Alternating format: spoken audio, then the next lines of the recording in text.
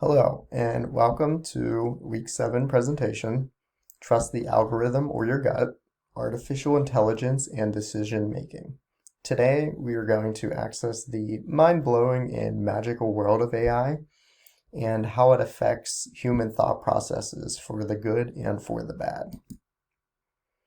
We are going to identify how managers are utilizing AI to make hiring decisions. We will complement this with the Grow article. We will introduce Molly and Ed, two candidates for a prospective job. We will explore biases. We will make a decision on who should get the job, and also what steps BBI should use to deploy full use of AI throughout the company. AI in the workplace. The hiring process is an important but time-consuming process. It can be exhausting to sort through applications to determine which candidates have the necessary qualifications for a job, and especially for larger companies that gets mass amounts of applications at a time.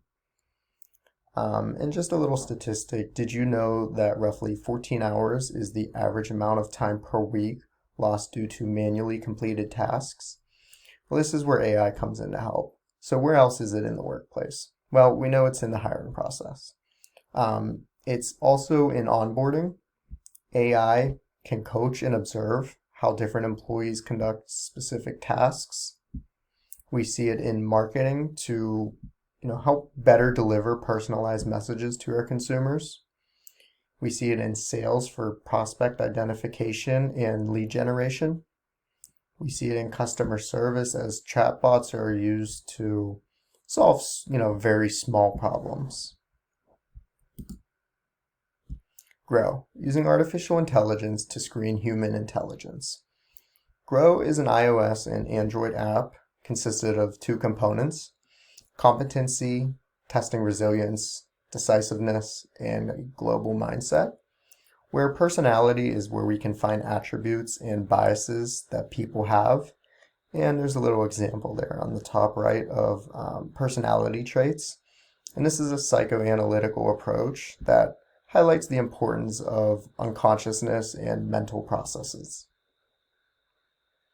Machine learning with predictive analytics relations explanatory variables, and as we can see on the bottom right, total score, and dependent variables, confidence score.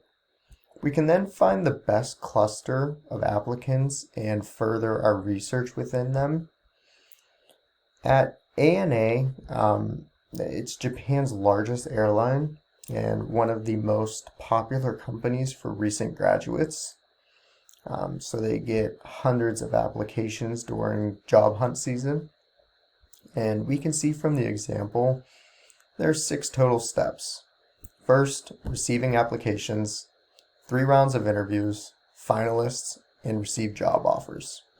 ANA can use Grow to screen candidates who have the best chance of making it to the final round, and it just weeds out the unnecessary applicants that they're not going to go for.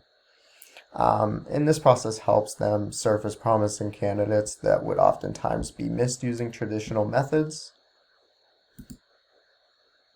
So now we have Molly and Ed, 2 candidates for a marketing director position within BBI, and Aaliyah does not know what to do. She has a lot of experience working with Molly. She's mentored her. Molly has presented great work and proven success. And Aaliyah is a little concerned that Molly might leave the company if she does not get the position. The AI perception has a little bit of a different view. It believes that there's a very low possibility of Molly leaving if she does not get the job.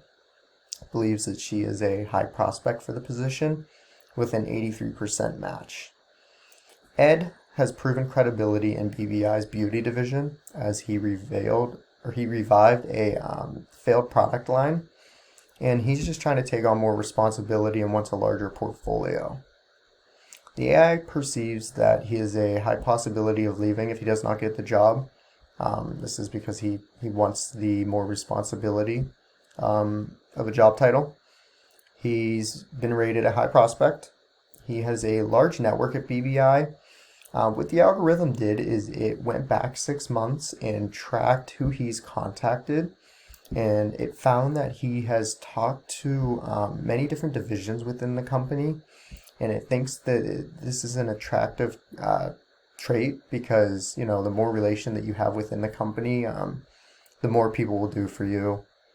And he has a 96% match. So what should Aaliyah do? Well, first, let's look into biases. We have human versus AI.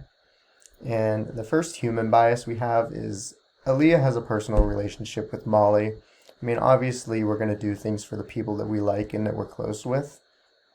And Aaliyah considers Molly as a protege, which is just a, you know, smaller version of herself. And this could be perceived as a bias because she wants somebody just like herself to fulfill a position. And since Molly's her little mini-me, she's kind of leaning towards her for that. And for AI bias, AI has bias embedded in it as the algorithm scans resumes and pulls back matched points of interest.